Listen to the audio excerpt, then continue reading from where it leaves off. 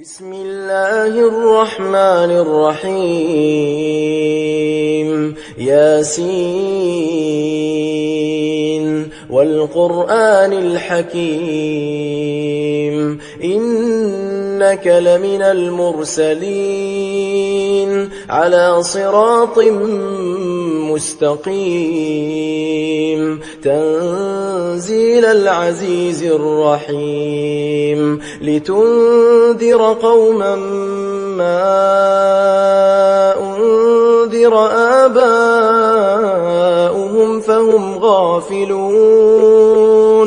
لقد حق القول على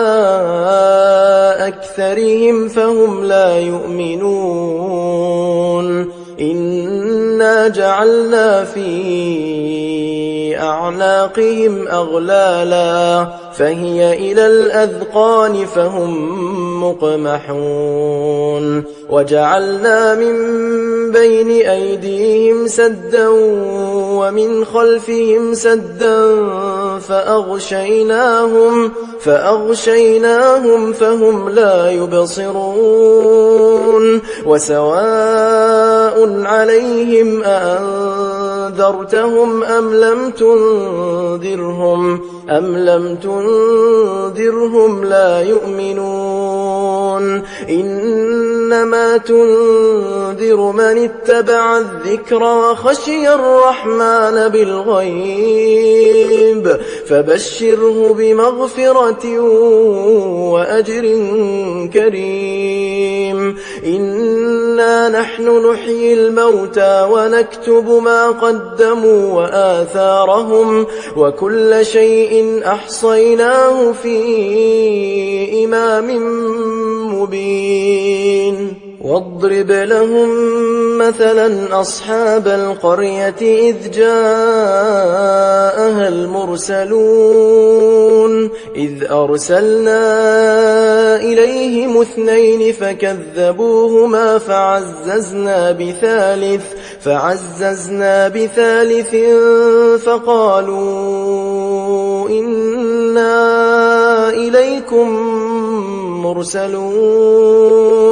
قالوا ما أنتم إلا بشر مثلنا وما أنزل الرحمن من شيء إن أنتم إلا تكذبون قالوا ربنا يعلم إنا إليكم لمرسلون وما علينا إلا البلاغ المبين قالوا إنا تطيرنا بكم لئن لم تنتهوا لنرجمنكم وليمسنكم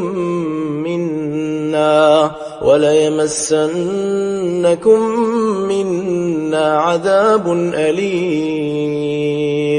قالوا طائركم معكم أئن ذكرتم بل أنتم قوم مسرفون وجاء من أقصى المدينة رجل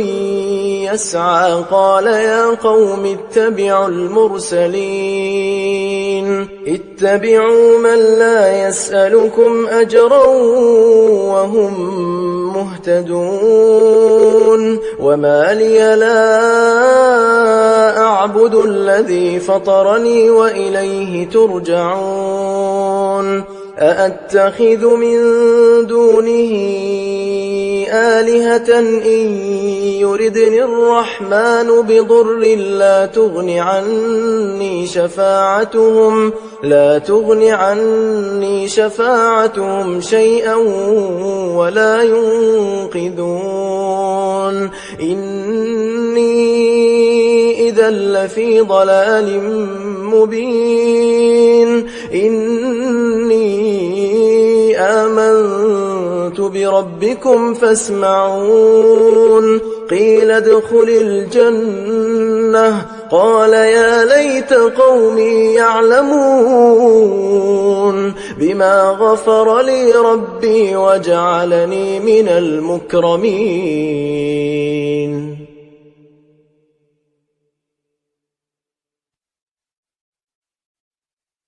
وما أنزلنا على قومه من بعده من جند من السماء وما كنا منزلين إن كانت إلا صيحة واحدة فإذا هم خامدون. يا حسرة على العباد ما يأتيهم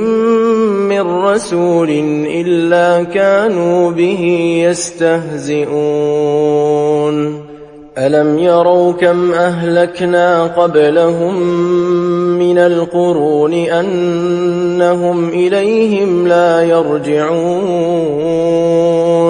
وإن كل لما جميع لدينا محضرون.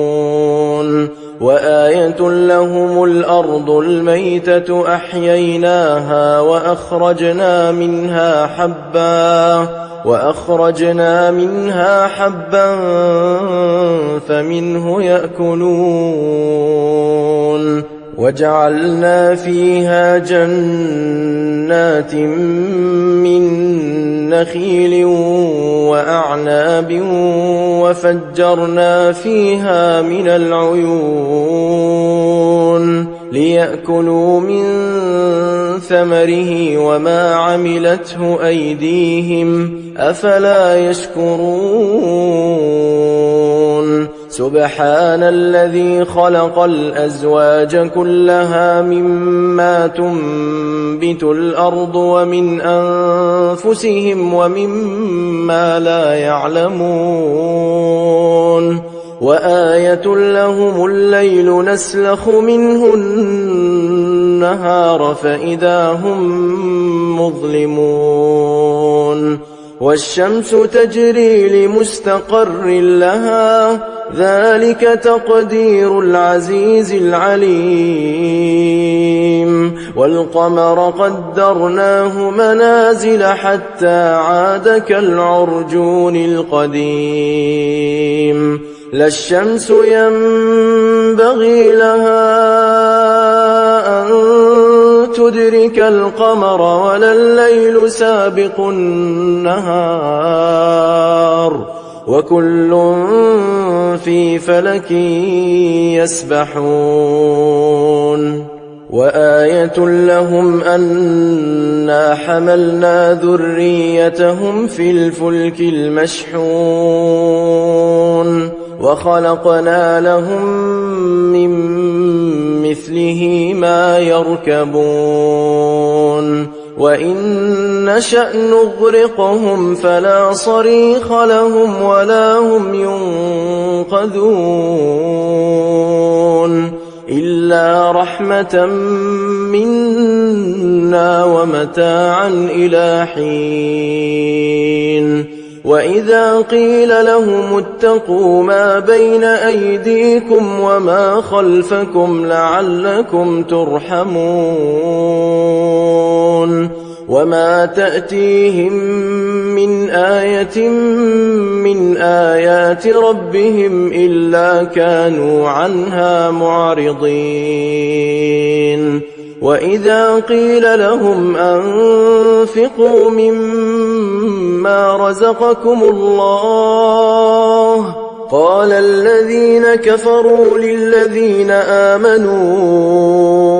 أنطعم من لو يشاء الله أطعمه إن أنتم إلا في ضلال مبين. ويقولون متى هذا الوعد إن كنتم صادقين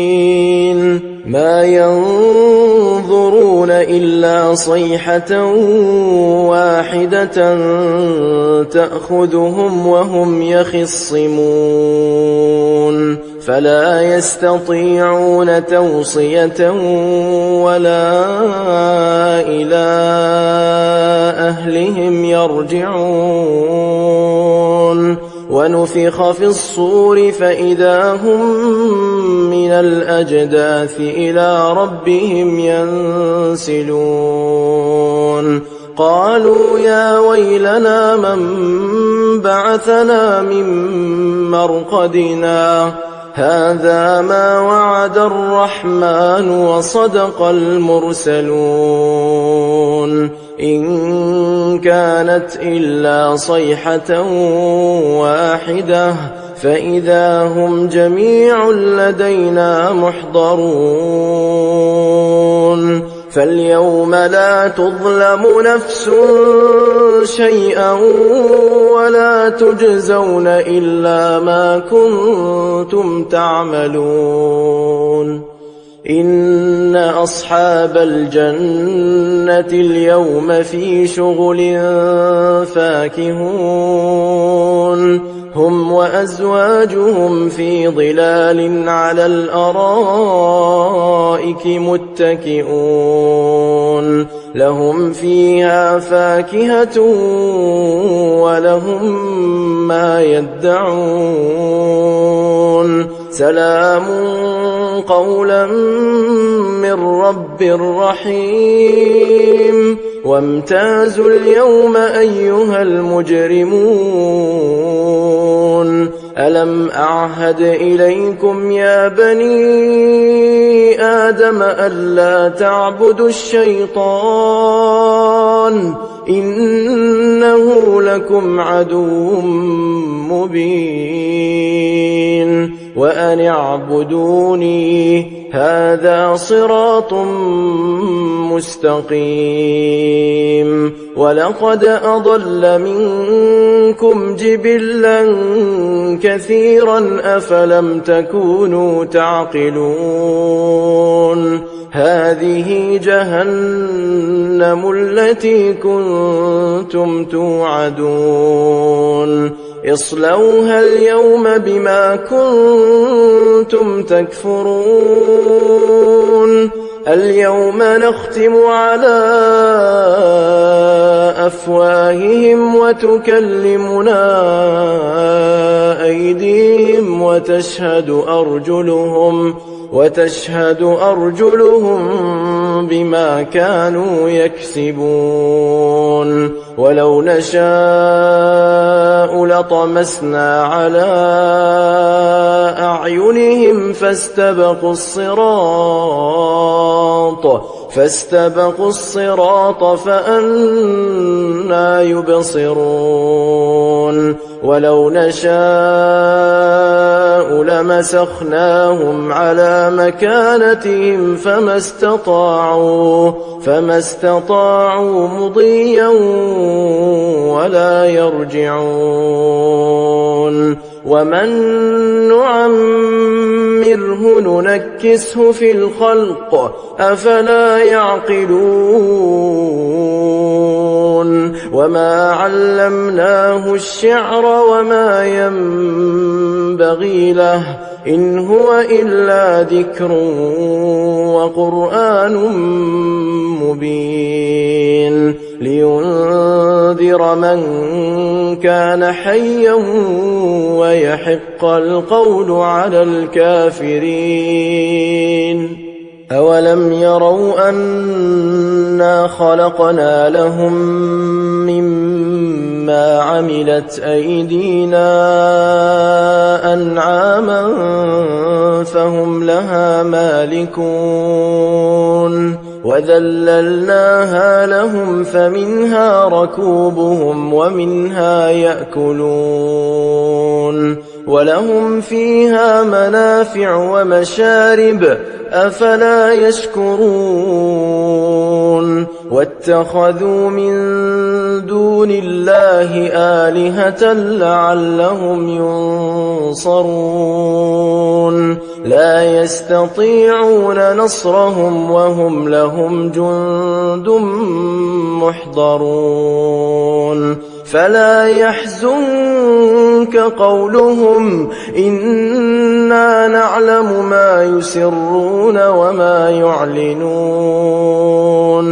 أولم ير الإنسان أنا خلقناه من نطفة فإذا هو خصيم مبين وضرب لنا مثلا ونسي خلقه قال من يحيي العظام وهي رميم قل يحييها الذي أنشأها أول مرة وهو بكل خلق عليم الذي جعل لكم من الشجر الأخضر نارا فإذا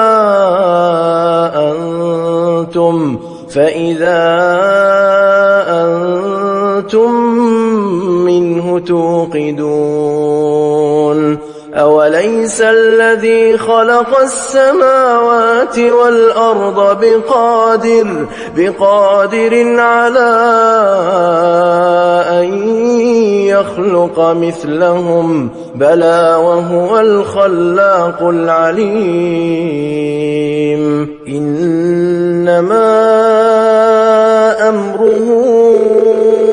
إذا أراد شيئا أن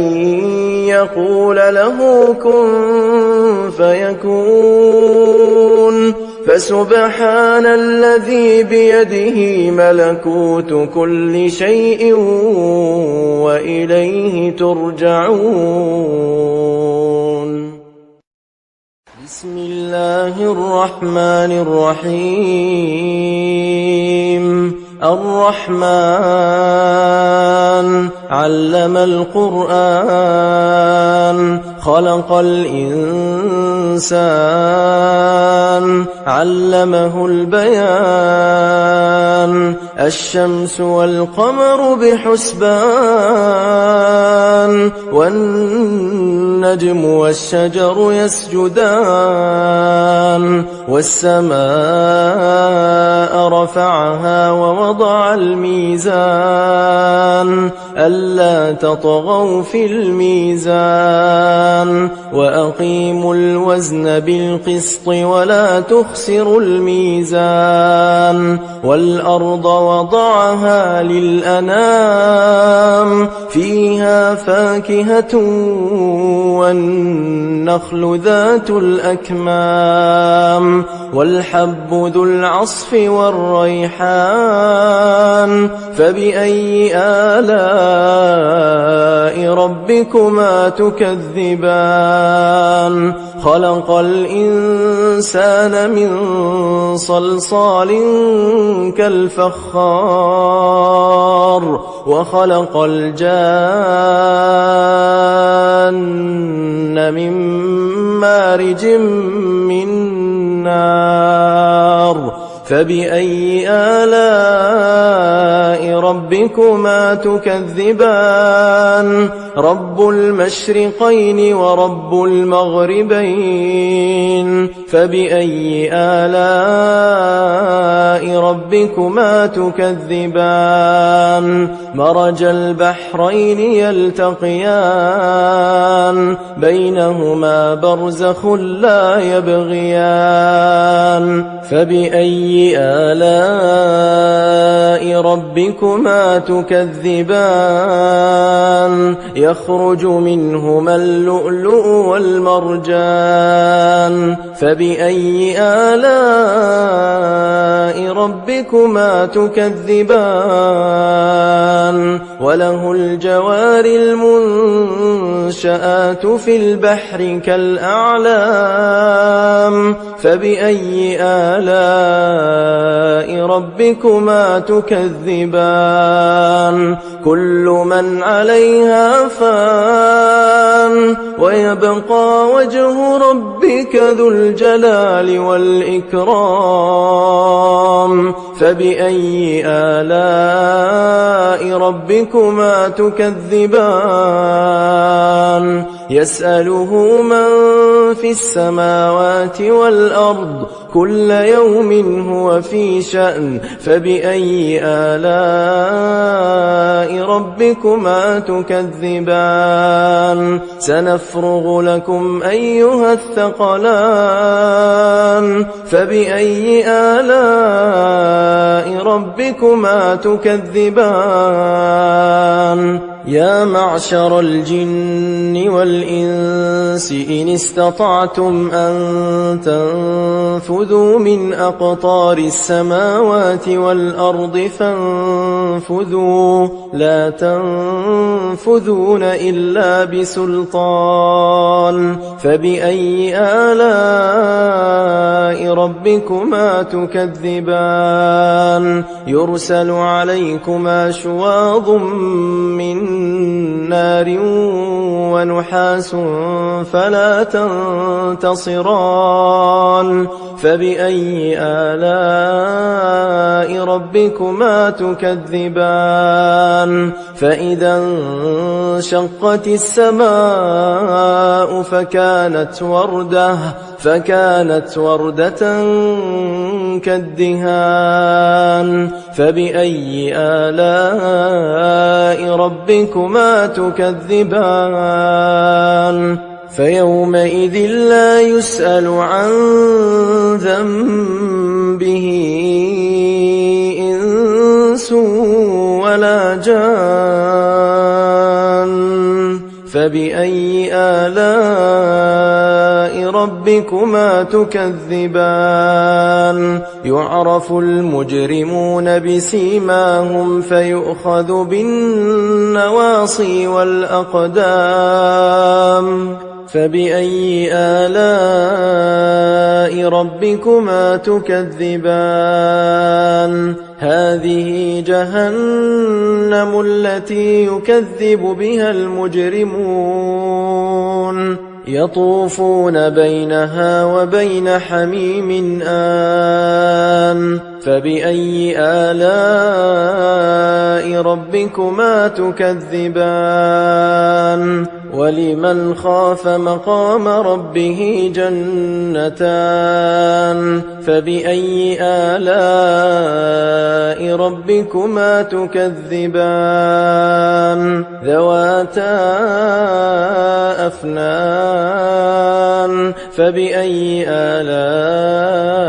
ربكما تكذبان فيهما عينان تجريان فبأي آلاء ربكما تكذبان فيهما من كل فاكهة زوجان فبأي آلاء ربكما تكذبان متكئين على فرش بطائنها من استبرق وجنى الجنتين دان فبأي آلاء ربكما تكذبان فيهن قاصرات الطرف لم يطمثهن إنس قبلهم ولا جان فبأي آلاء ربكما تكذبان كأنهن الياقوت والمرجان فبأي آلاء ربكما تكذبان هل جزاء الإحسان إلا الإحسان فبأي آلاء ربكما تكذبان ومن دونهما جنتان فبأي آلاء ربكما تكذبان مدهامتان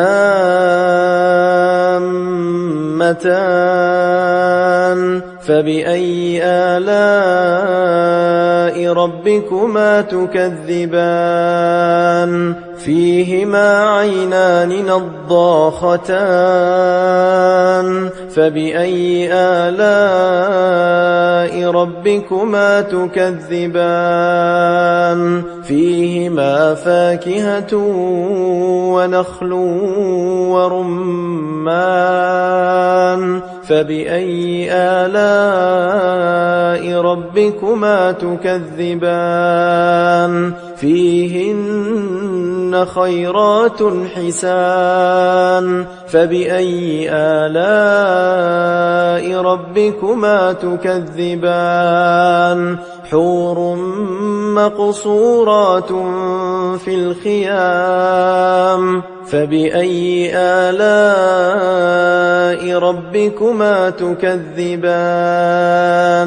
لم يطمثهن إنس قبلهم ولا جان فبأي آلاء ربكما تكذبان متكئين على رفرف خضر وعبقري حسان فبأي آلاء ربكما تكذبان تبارك اسم ربك ذي الجلال والإكرام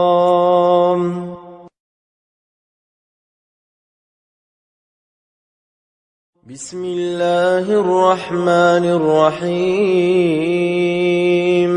إذا وقعت الواقعة ليس لوقعتها كاذبة خافضة رافعة إذا رجت الأرض رجا وبست الجبال بسا فكانت هباء منبثا وكنتم أزواجا ثلاثة فأصحاب الميمنة ما أصحاب الميمنة وأصحاب المشأمة ما أصحاب المشأمة والسابقون السابقون أولئك المقربون في جنات النعيم ثلة من الأولين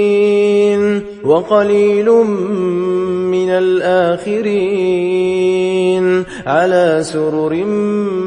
موضونة متكئين عليها متقابلين يطوف عليهم ولدان مخلدون بأكواب وأباريق وكأس من معين لا يصدعون عنها ولا ينزفون وفاكهة مما يتخيرون ولحم طير مما يشتهون وحور عين كأمثال اللؤلؤ المكنون جزاء بما كانوا يعملون لا يسمعون فيها لغوا ولا تأثيما إلا قيلا سلاما سلاما وأصحاب اليمين ما أصحاب اليمين في سدر مخضود وطلح منضود وظل ممدود وماء مسكوب وفاكهة كثيرة لا مقطوعة ولا ممنوعة وفرش مرفوعة إنا أنشأناهن إنشاء فجعلناهن أبكارا عربا أترابا لأصحاب اليمين ثلة من الأولين وثلة من الآخرين وأصحاب الشمال ما أصحاب الشمال في سموم وحميم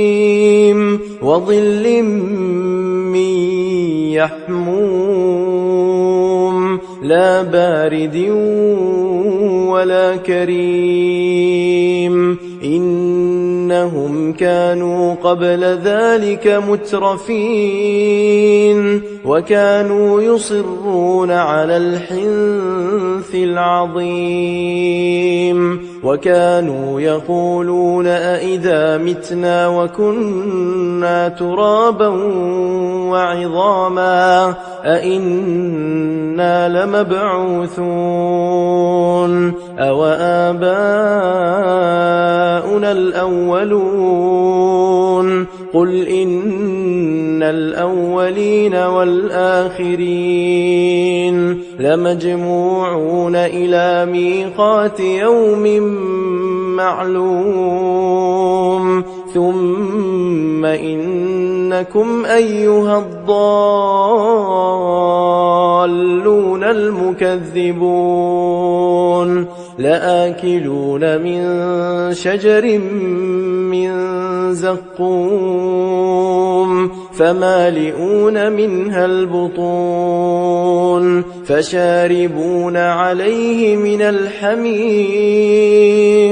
فشاربون شرب الهيم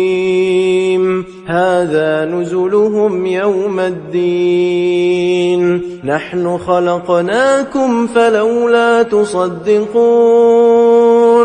أفرأيتم ما تمنون أأنتم تخلقونه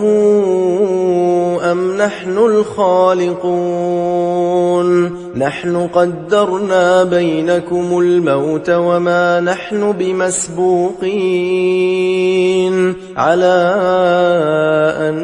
نبدل أمثالكم وننشئكم فيما لا تعلمون ولقد علمتم النشأة الأولى فلولا تذكرون أفرأيتم ما تحرثون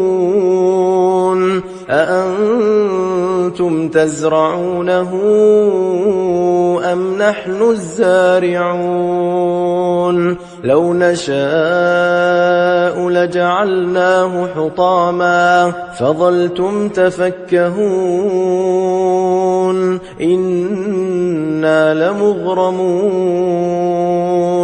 بل نحن محرومون أفرأيتم الماء الذي تشربون أأنتم أنزلتموه من المزن أم نحن المنزلون لو نشاء جعلناه أجاجا فلولا تشكرون أفرأيتم النار التي تورون أأنتم أنشأتم شجرتها أم نحن المنشئون نحن جعلناها تذكرة ومتاعا للمقوين فسبح باسم ربك العظيم فلا أقسم بمواقع النجوم وإنك إنه لقسم لو تعلمون عظيم إنه لقرآن كريم في كتاب مكنون لا يمسه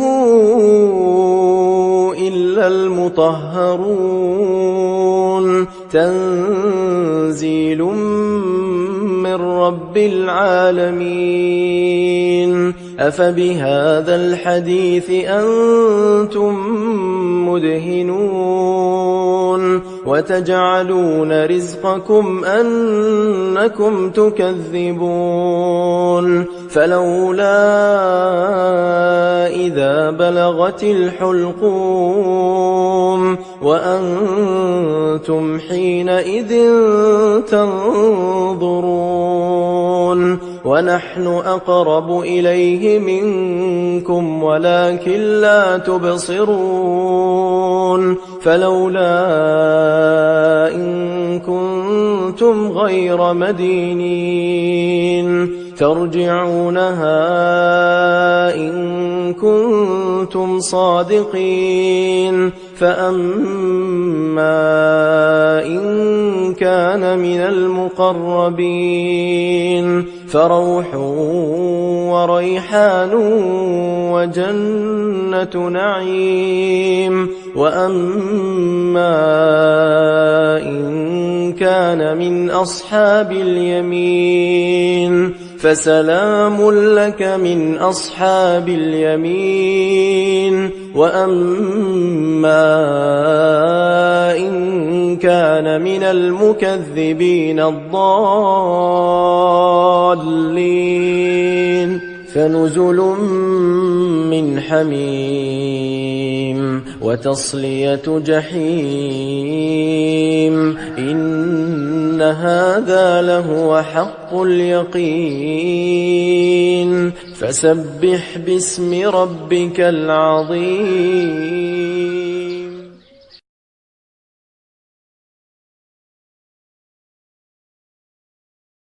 بسم الله الرحمن الرحيم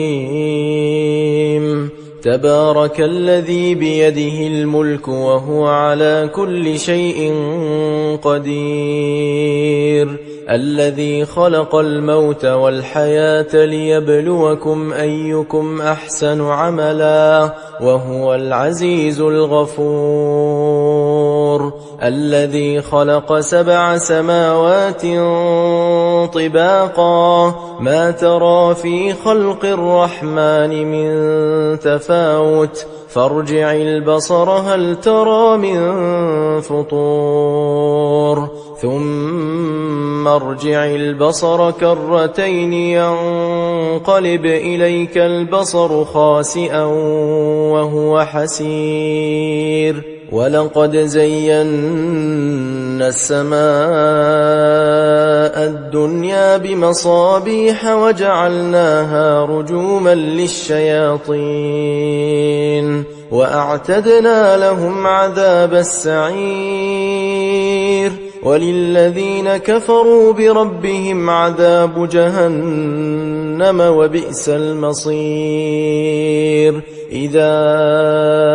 ألقوا فيها سمعوا لها شهيقا وهي تفور تكاد تميز من الغيظ كلما ألقي فيها فوج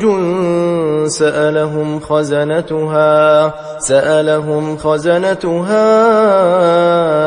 ألم يأتكم نذير قالوا بلى قد جاءنا نذير فكذبنا وقلنا ما نزل الله من شيء إن أنتم إلا في ضلال كبير وقالوا لو كنا نسمع أو نعقل ما كنا في أصحاب السعير فاعترفوا بذنبهم فسحقا لأصحاب السعير الذين يخشون ربهم بالغيب لهم مغفرة وأجر كبير. وأسروا قولكم أو اجهروا به إنه عليم بذات الصدور. ألا يعلم من خلق وهو اللطيف الخبير. هو الذي جعل لكم الأرض ذلولا فامشوا في مناكبها وكلوا من رزقه وإليه النشور. أأمنتم من في السماء أن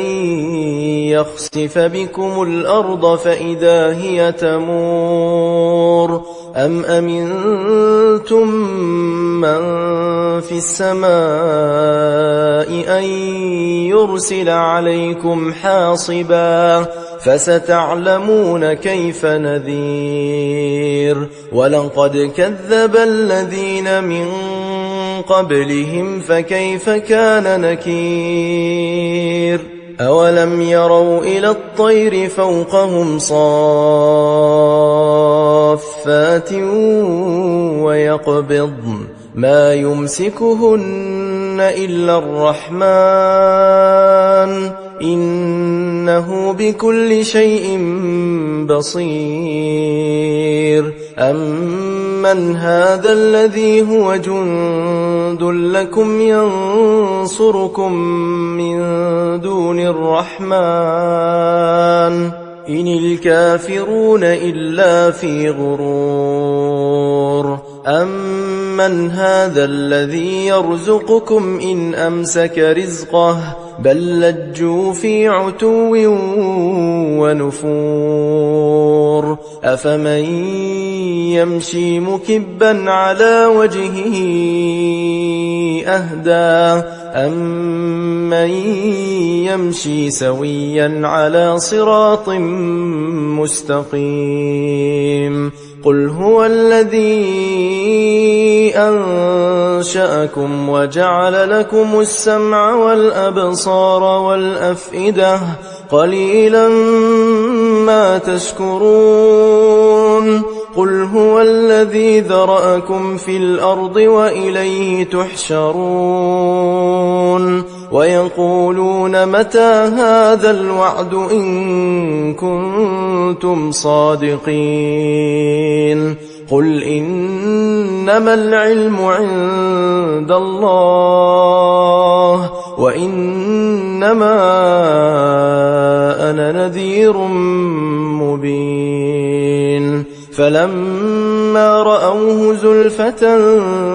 سيئت وجوه الذين كفروا وقيل هذا الذي كنتم به تدعون. قل أرأيتم إن أهلكني الله ومن معي أو رحمنا فمن